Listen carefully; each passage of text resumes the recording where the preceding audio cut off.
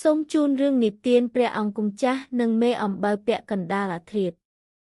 មានពេលមួយនៅក្នុងនគរមួយដែលស្ថិតនៅចន្លោះភ្នំបៃតងនិងព្រៃឈើអាប់មានព្រះអង្គម្ចាស់ដ៏មានចិត្តសប្បុរសមួយអង្គព្រះនាមលេអូគាត់មានអ្វីគ្រប់យ៉ាងដែលព្រះអង្គម្ចាស់ប្រាថ្នាចង់បានទ្រព្យសម្បត្តិដីធ្លីនិងសេចក្តីស្រឡាញ់របស់ប្រជារាស្ត្ររបស់ព្រះអង្គប៉ុន្តែមានចំណុចមួយដែលគាត់ខ្វះគឺអារម្មណ៍នៃការផ្សងព្រេងពិត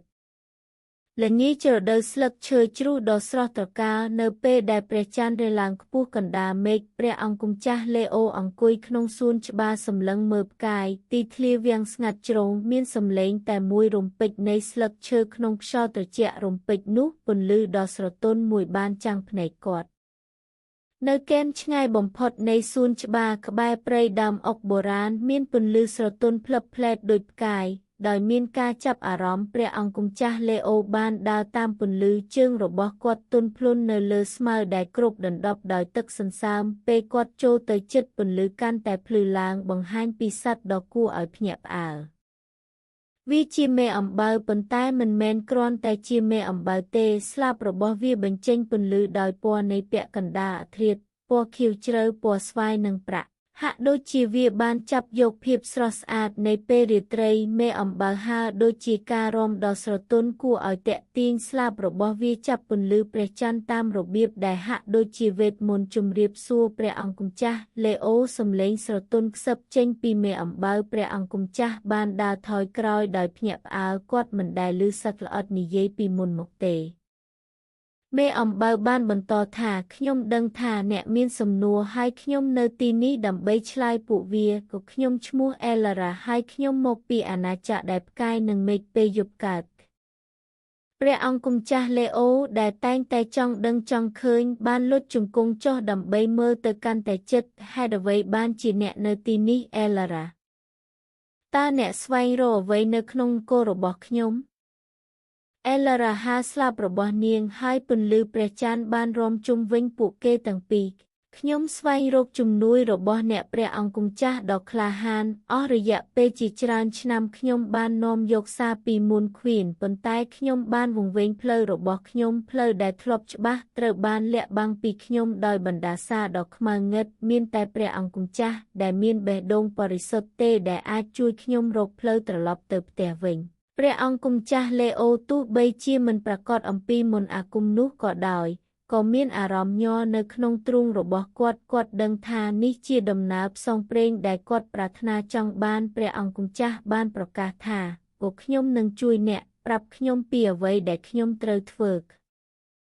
ស្លាបរបស់អេឡារ៉ាលោតដោយភាពរីករាយគឺដើម្បីទម្លុះបណ្ដាសាអ្នកត្រូវតែធ្វើដំណើរទៅកាន់ជ្រលងភ្នំនៃតារាជាកន្លែងដែលព្រះនាងព្រះច័ន្ទស្នាក់នៅទីនោះអ្នកនឹងប្រឈមមុខនឹងការសាកល្បងចំនួន3ទី1គឺការសាកល្បងនៃភាពក្លាហានទី2ការសាកល្បងប្រាជ្ញានិងទី3ការសាកល្បងបេះដូងព្រះអង្គម្ចាស់ងក់ក្បាលដោយតាំងចិត្តគាត់បានឡើងជិះសេះរបស់គាត់ហើយចេញដំណើរដឹកនាំដោយមេអំបៅភ្លឺដែលហាក់ដូចជាស្គាល់ផ្លូវសូម្បីតែពេលយប់ដ៏ងឹតបំផុតក៏ដោយនៅពេលពួកគេធ្វើដំណើរកាត់ព្រៃនិងលើភ្នំផ្កាយនៅពីលើបានភ្លឺចែងចាំងហើយខ្យល់កាន់តែត្រជាក់ពេលទៅដល់ជ្រលងភ្នំផ្កាយគេបានប្រទះឃើញទន្លេដ៏ភ្លឺថ្លាស្ពានប្រាក់និងពន្លឺព្រះច័ន្ទបានបាំងលើវាប៉ុន្តែទឹកនៅខាងក្រោមមានស្រមោល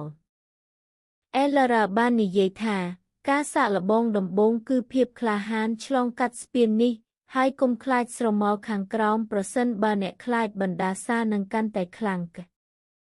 ដកដង្ហើមវែងព្រះអង្គម្ចាស់លេអូបានឈានជើងលើស្ពានស្រមោលវិលមកពីក្រោមគាត់ហើយសំឡេងខ្សឹបខ្សៀវពេញអាកាសប៉ុន្តែព្រះអង្គម្ចាស់ឈរយ៉ាងខ្ពស់បេះដូងរបស់ព្រះអង្គមានស្ថិរភាពគាត់បានឆ្លងកាត់ស្ពានដោយជំហានដែលមិនផ្លាស់ប្ដូរហើយស្រមោលក៏សាត់ទៅល្អណាស់ព្រះអង្គម្ចាស់លេអូអេឡារ៉ាខ្សឹបឥឡូវនេះសម្រាប់ការសាកល្បងលើកទី2ប្រាជ្ញាពួកគេបានមកដល់ទ្វារថ្មដ៏ធំមួយដែលមានចារឹកអក្សររត់ពីបុរាណបាវចនាមួយត្រូវបានឆ្លាក់ចូលទៅក្នុងថ្មខ្ញុំមិននៅរស់ទេប៉ុន្តែខ្ញុំធំឡើងខ្ញុំមិនមានសួតប៉ុន្តែខ្ញុំត្រូវការខ្យល់ខ្ញុំអាចមើលឃើញប៉ុន្តែមិនដែលប៉ះតើខ្ញុំជាអ្វី ព្រះអង្គម្ចាស់គិតមួយផ្លែតរួចញឹមចម្លើយគឺភ្លើងទ្វារបានបើកហើយពួកគេបានឆ្លងកាត់ឈានដល់ការសាកល្បងចុងក្រោយមុនពេលពួកគេឈរម្ចាស់កត្រីព្រះច័ន្ទរូបនាងស្លៀកពាក់ពណ៌ប្រាក់និងពន្លឺនាងបាននិយាយសំឡេងរបស់នាងបន្តដូចខ្យល់ឥឡូវនេះព្រះអង្គម្ចាស់លេអូអ្នកត្រូវតែឆ្លងកាត់ការសាកល្បងនៃបេះដូងអ្នកត្រូវតែលះបង់អ្វីដែលមានតម្លៃសម្រាប់អ្នកព្រះអង្គម្ចាស់បានក្រឡេកមើលជុំវិញការធ្វើដំណើររបស់ទ្រង់នគររបស់គាត់ជីវិតរបស់គាត់ជាព្រះអង្គម្ចាស់និងមនុស្សដែលគាត់ស្រឡាញ់ប៉ុន្តែនៅពេលដែលគាត់បានក្រឡេកមើលអេឡារ៉ាដែលបានណែនាំគាត់ឲ្យឆ្លងកាត់ការផ្សងព្រេងនេះគាត់បានដឹងថាការកាត់ក្តីពិតជាមានន័យយ៉ាងណាជាមួយនឹងដង្ហើមជ្រៅព្រះអង្គម្ចាស់លេអូបានដកមកុដរបស់ទ្រង់ហើយដាក់វានៅជើងព្រះនាងក៏ខ្ញុំលះបង់ឋានៈរបស់ខ្ញុំជីវិតរបស់ខ្ញុំជាព្រះអង្គម្ចាស់ដើម្បីជាប្រយោជន៍ដល់ការធ្វើដំណើរនឹងមិត្តភ័ក្តិដែលខ្ញុំបានជួបតាមផ្លូវព្រះនាងព្រះច័ន្ទញឹមហើយផ្ទៃមេឃខាងលើភ្លឺដោយពន្លឺ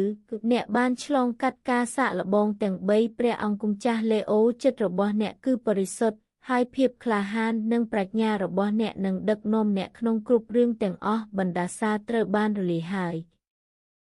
ស្លាបរបស់អេឡារ៉ាមានពន្លឺចែងចាំងនៅពេលនាងហោះឆ្ពោះទៅរកព្រះអង្គម្ចាស់គេសូមអរគុណព្រះអង្គម្ចាស់ដ៏ក្លាហានអ្នកមិនត្រឹមតែបានជួយសង្គ្រោះខ្ញុំប៉ុណ្ណោះទេប៉ុន្តែអ្នកក៏បានបង្ហាញផងដែរថាភាពអស្ចារ្យពិតប្រាកដកើតចេញពីខាងក្នុង